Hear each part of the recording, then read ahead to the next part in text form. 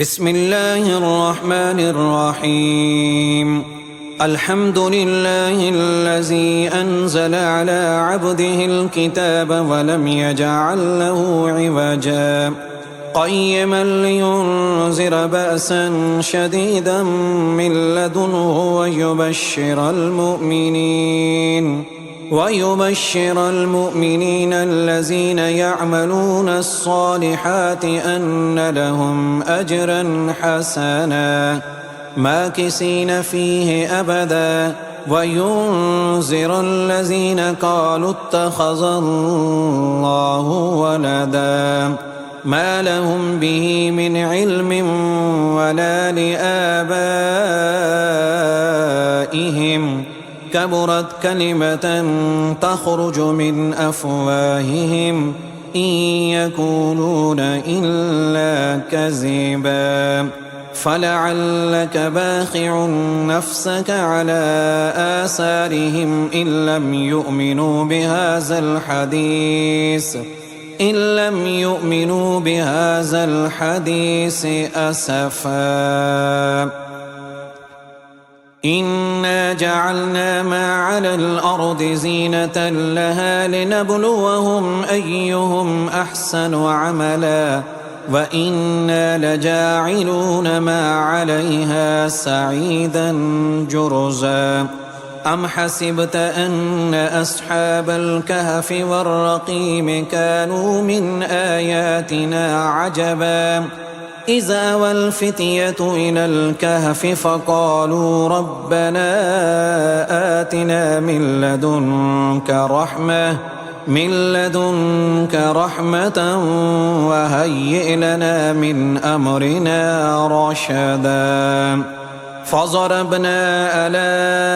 آذانهم في الكهف سنين عددا ثم بعثناهم لنعلم أي الحزبين أحصى لما لبثوا أمدا. نحن نقص عليك نبأهم بالحق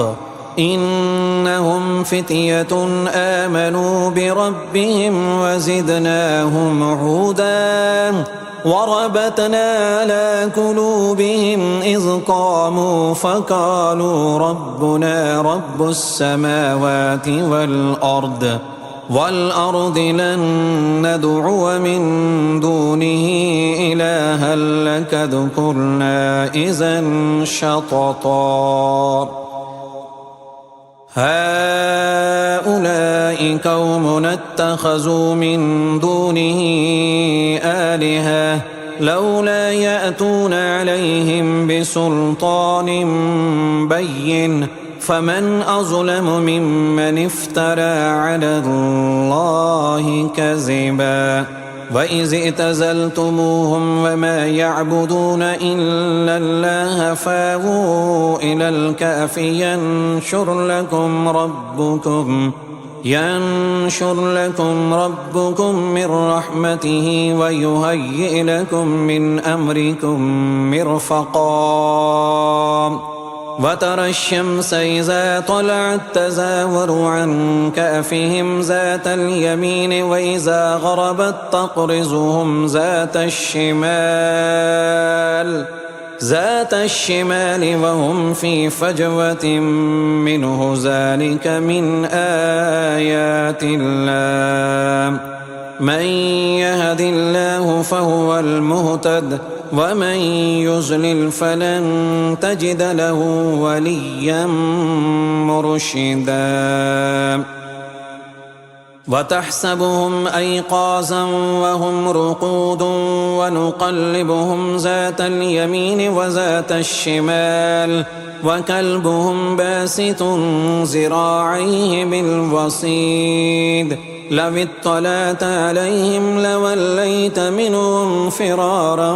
ولملئت منهم رعبا. وكذلك بعثناهم ليتساءلوا بينهم قال قائل منهم كم لبثتم قالوا لبثنا يوما أو بعد يوم قالوا ربكم أعلم بما لبثتم فابعثوا أحدكم بورقكم هذه إلى المدينة فلينظر أيها أزكى طعاما فليأتكم برزق منه وليتلطف ولا يشعرن بكم أحدا إنهم إن يظهروا عليكم يرجموكم أو يعيدوكم في ملتهم ولن تفلحوا إذا أبدا وكذلك أعصرنا عليهم ليعلموا أن وعد الله حق وأن الساعة لا ريب فيها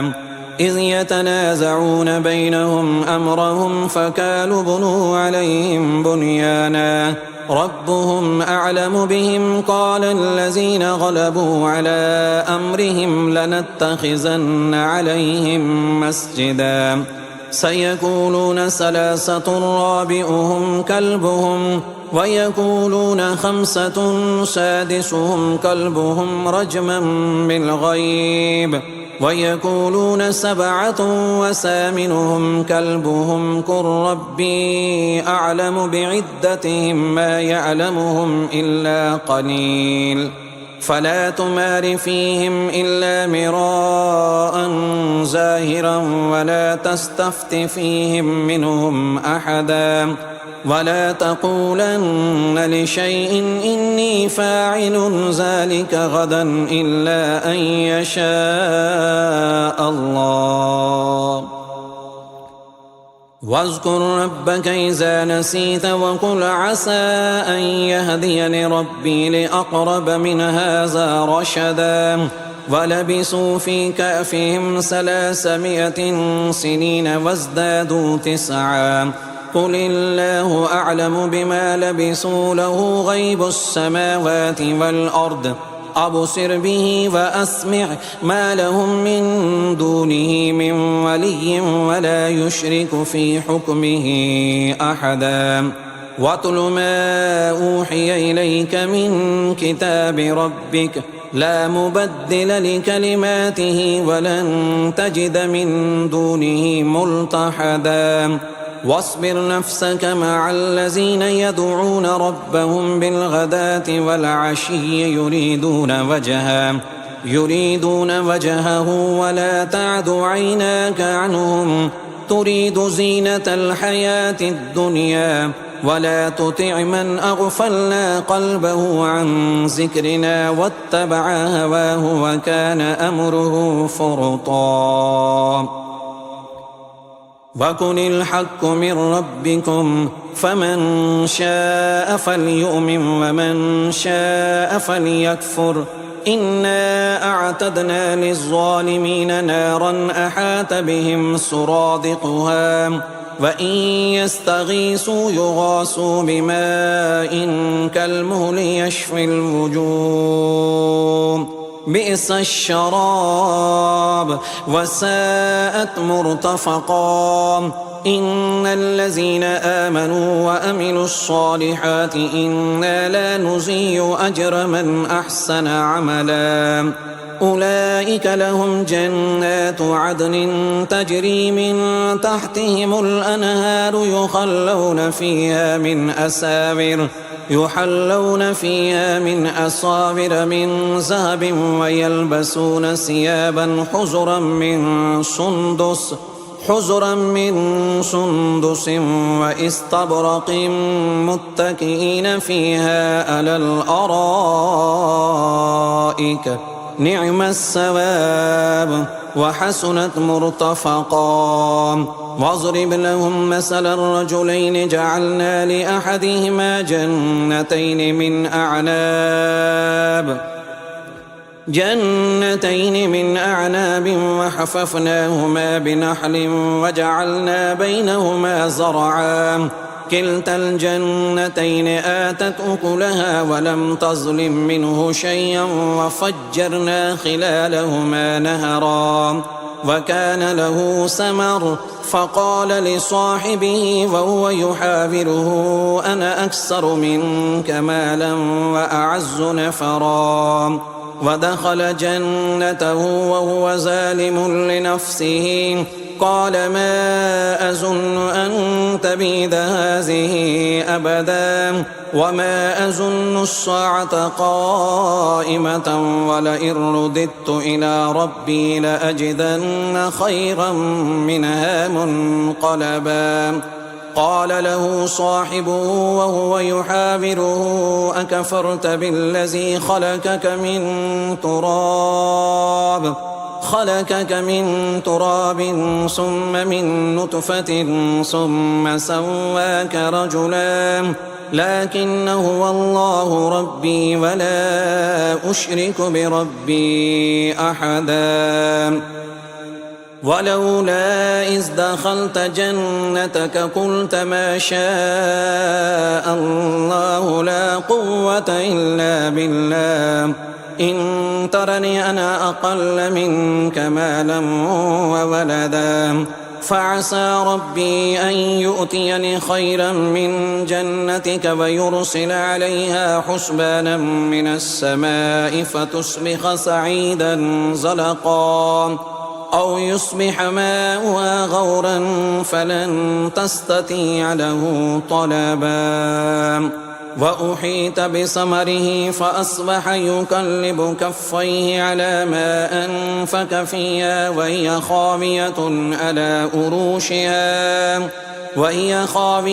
على أروشها ويقول يا ليتني لم أشرك بربي أحدا ولم تكن له فئة ينصرونه من دون الله وما كان منتصرا هنالك الولاية لله الحق هو خير ثوابا وخير عقبا واضرب لهم مثل الحياة الدنيا كماء إن أنزلناه من السماء فاختلط به نبات الأرض فأصبح هشيما تذروه الرياح وكان الله على كل شيء مقتدرا المال والبنون زينة الحياة الدنيا والباقيات الصالحات خير عند ربك ثوابا وخير أملا ويوم نسير الجبال وترى الأرض بارزة وحشرناهم فلم نغادر منهم أحدا وعرضوا على ربك صفا لقد جئتمونا كما خلقناكم أول مرة بل زعمتم أن لن نجعل لكم موعدا ووزع الكتاب فترى المجرمين مشفقين مما فيه ويقولون يا ويلتنا ما لهذا الكتاب لا يغادر صغيرة ولا كبيرة إلا أحصاها ووجدوا ما عملوا حاضرا ولا يظلم ربك أحدا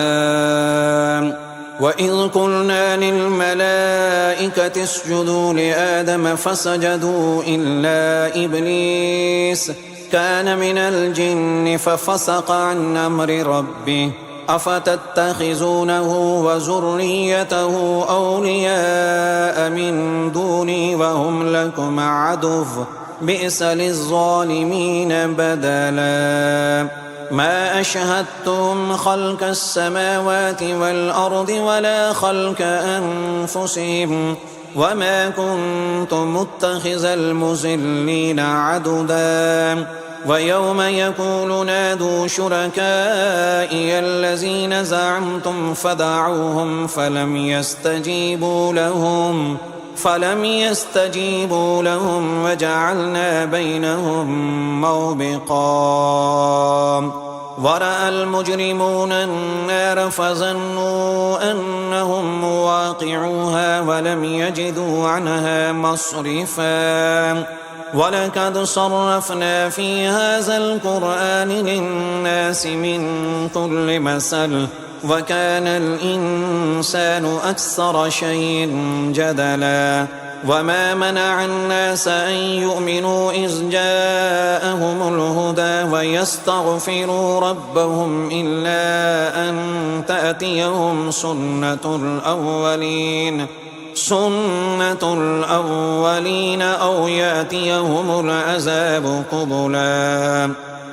وما نرسل المرسلين إلا مبشرين ومنذرين ويجادل الذين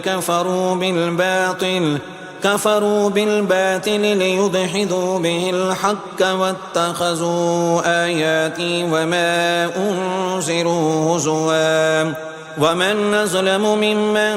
ذكر بآيات ربه فأعرض عنها ونسي ما قدمت يداه إنا جعلنا على قلوبهم أكنة أن يفقهوا وفي آذانهم وقرا وإن تدعهم إلى الهدى فلن يهتدوا إذا أبدا وربك الغفور ذو الرحمة لو يؤاخذهم بما كسبوا لعجل لهم العذاب بل لهم موعد لن يجدوا من دونه موئلا وتلك القرى أهلكناهم لما ظلموا وجعلنا لمهلكهم موعدا وإذ قال موسى لفتاه لا أبرح حتى أبلغ مجمع البحرين أو أمضي حقبا فلما بلغا مجمع بينهما نسيا حوتهما فاتخذ سبيله في البحر سربا فلما جاوزا قال لفتاه آتنا غداءنا لقد لقينا من سفرنا هذا نصبا قال أرأيت إذا أوينا إلى الصخرة فإني نسيت الحوت وما أنسانيه إلا الشيطان أن أذكره واتخذ سبيله في البحر عجبا قال ذلك ما كنا نبغي فارتدا على آثارهما قصصا فوجدا عبدا من عبادنا آتيناه رحمة من عندنا وعلمناه من لدنا علما قال له موسى هل اتبعك على أن تعلمني مما علمت رشدا قال إنك لن تستطيع معي صبرا وكيف تصبر على ما لم تحط به خبرا قال ستجدني إن شاء الله صابرا ولا أعصي لك أمرا قال فإن اتبعتني فلا تسألني عن شيء حتى أحدث لك منه ذكرا فانطلقا حتى إذا ركبا في السفينة خرقها قال أخرقتها لتغرق أهلها لقد جئت شيئا إمرا قال ألم أقل إنك لن تستطيع معي صبرا قال لا تؤاخذني بما نسيت ولا ترهقني من أمري عسرا فانطلقا حتى إذا لقيا غلاما فقتله قال أقتلت نفسا زكية بغير نفس لقد جئت شيئا نكرا قال ألم أقل لك إنك لن تستطيع معي صبرا قال إن سألتك عن شيء بعدها فلا تصاحبني قد بلغت من لدني عذرا فانطلقا حتى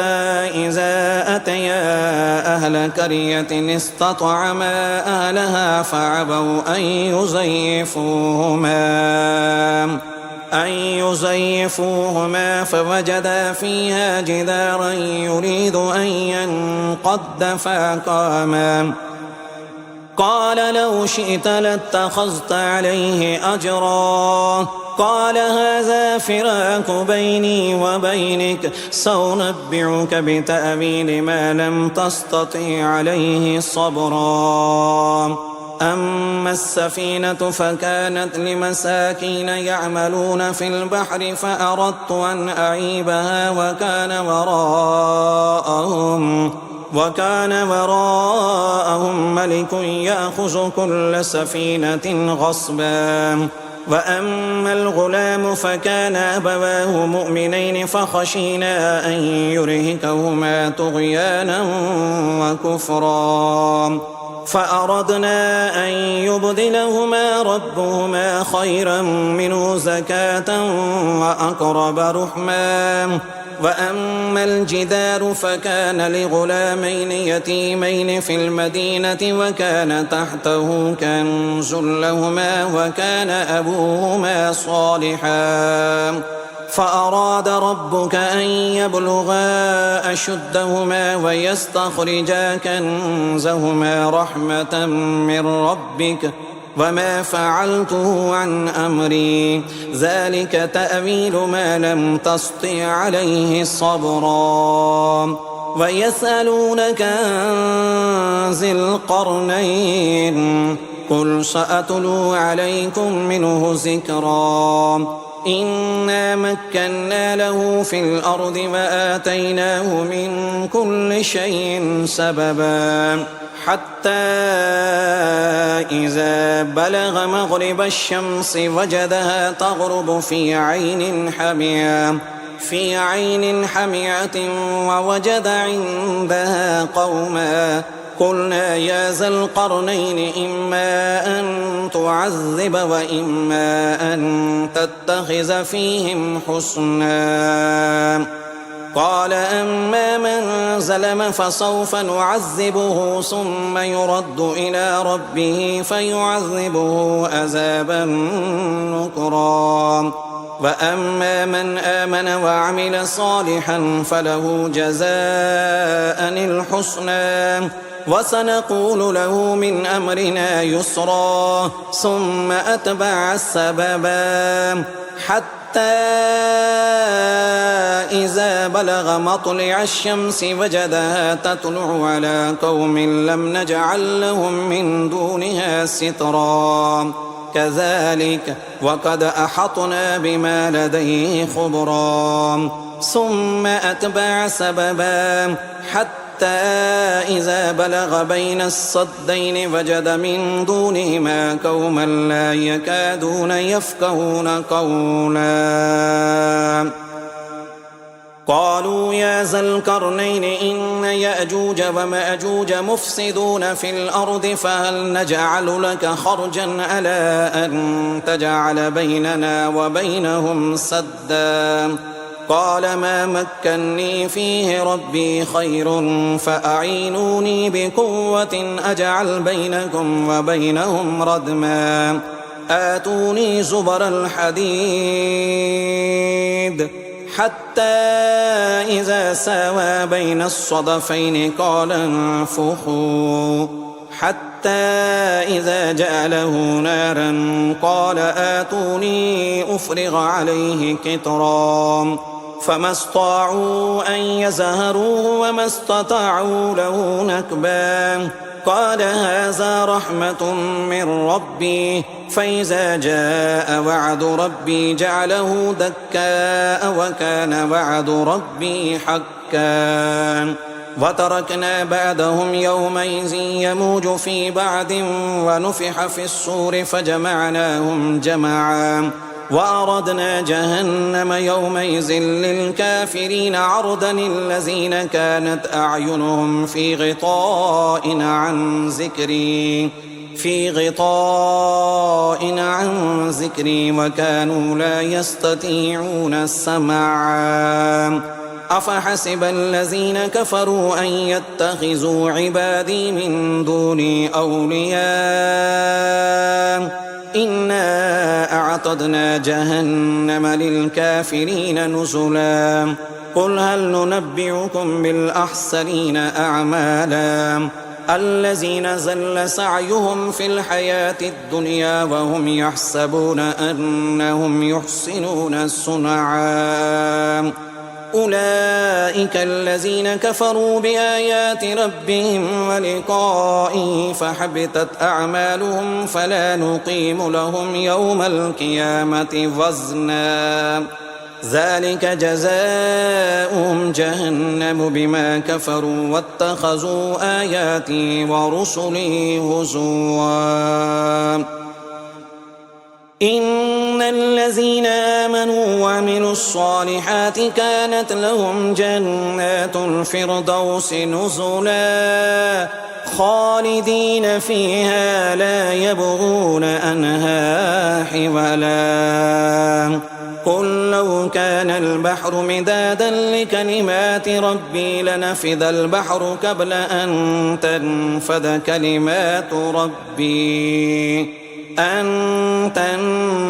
كلمات ربي ولو جئنا بمثله مددا قل إنما